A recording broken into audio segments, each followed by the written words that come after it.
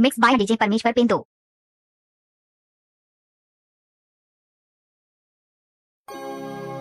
रंगे रूप ला दे के गोरी होई क्यों मैं हलका चढ़ती तुर जवानी रानी देख के बुढ़वा मन होगी जवान। डीजे पिंटू जी।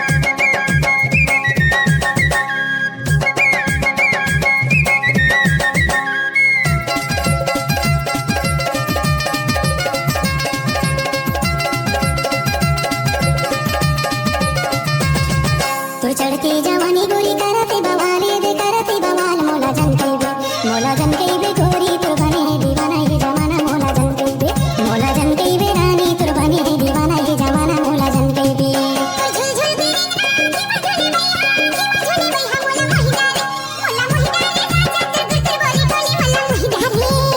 डीजे परमेश्वर पिंटू का मिक्स किया हुआ गाना।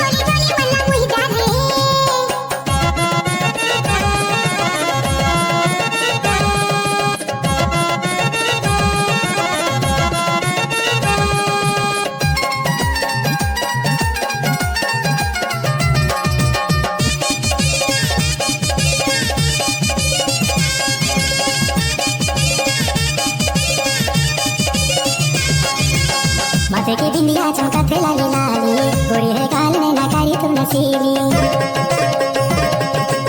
नाके के नथनी गजबे तोला खूले सोना के बाली तुरकाने मजूले। डीजे परमेश्वर। माथे के बिंदिया चमकाते लाली लाली गोरी है गाल में नाकारी तुम नसीली नाके के नथनी गजबे तोला खूले सोना के बाली तुरकाने मजूले।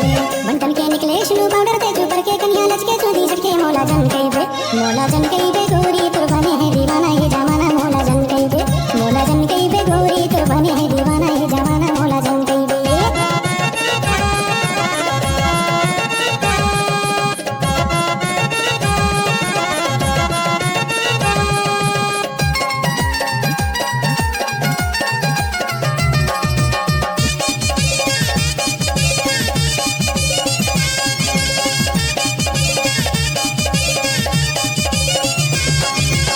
जब ले देखी तो ला हो गया तो दीवानी तो ला पाई बरसंगी करते वो जवानी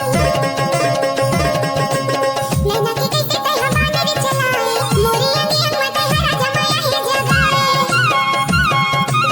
जब ले देखी तो ला हो गया तो दीवानी तो ला पाई बरसंगी करते वो जवानी नैना की बानी राजा किसे तय चलाए आंगे आंगे मामा यहाँ जगाए। जब तक सूरज चांद रहेगा परमेश्वर भाई और रामेश्वर भाई के नाम चलता रहेगा। मोला मोही